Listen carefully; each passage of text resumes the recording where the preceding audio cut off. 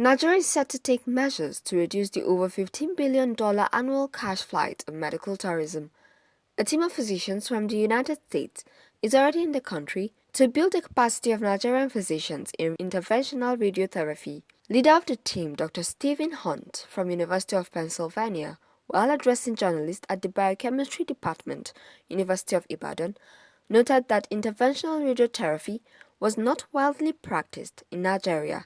According to Hunt, the physicians are in Nigeria to train Nigerian physicians to reduce the rate at which Nigerians travel abroad for medical treatment. However, I will say this.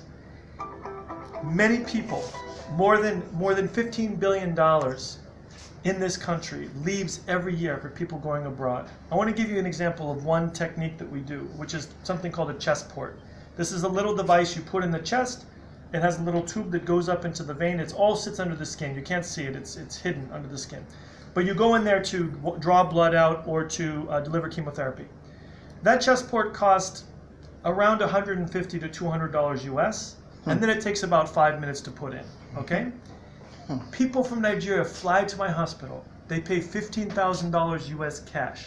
They pay for a flight. They pay for a hotel, all to get this port put in. Of course, they should be doing this here.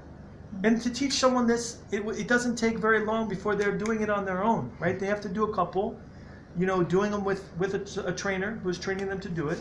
But they already have the skills from radiology of knowing what they're looking at and stuff. It's just they need the training. And then we have to source the supplies. Supplies, of course, right? How do we get the supplies? Now, not everyone is going to be able to afford it. But if you can have some patients who can afford it, even if you charge someone, a wealthier person, $2,000 for this port, you have saved them $13,000, right, from going abroad. And then that $2,000 subsidizes a lot of patients who cannot afford the $200 port, right? So it's going to be some balance.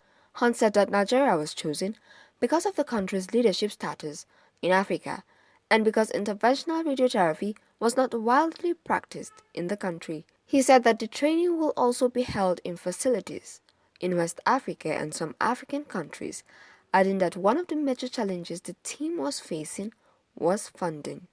We are bringing more doctors from abroad to attend the Nigerian Society of Interventional Radiology meeting, which will probably happen sometime in July or August. And so we are bringing a lot of doctors because the more we can bring attention to interventional radiology in Nigeria and get other people on the continent from South Africa and from Egypt and other places where interventional radiology is done, people throughout Africa look to Nigeria for leadership because Nigeria is the largest economy. Nigeria is the largest population. When you go around the United States and I talk to people, particularly in Philadelphia where I live, we have people from Liberia, people from Mali, people from Togo, people from Benin. All of them, you say, oh, you're going to Nigeria. They look at Nigeria as that big brother, big sister. And so they're really looking to this country for leadership. And looking to this country, they come to UCH or they come to these hospitals in Nigeria to be treated. And so Nigeria serves as this, this focus. And so we need to bring that training to Nigeria so that then it will spread throughout the continent. And in particular, of course, first Nigeria, then West Africa, then the entire continent. And so you have to look at it as an organic growth of interventional radiology in Nigeria. Nigeria really is the country that has to take leadership. They're the one who, started ECOWAS. They're the one who started the African Union. They have always shown a leadership within the continent. And in medicine as well, there's a long tradition. This is one of the oldest hospitals systems and university systems in all of Africa, right? And so because of that tradition and because of the deep alumni network of the people throughout the country, when something happens at UCH, everybody in the country is hearing about it. Everybody in the country says, "Oh, that's my alma mater.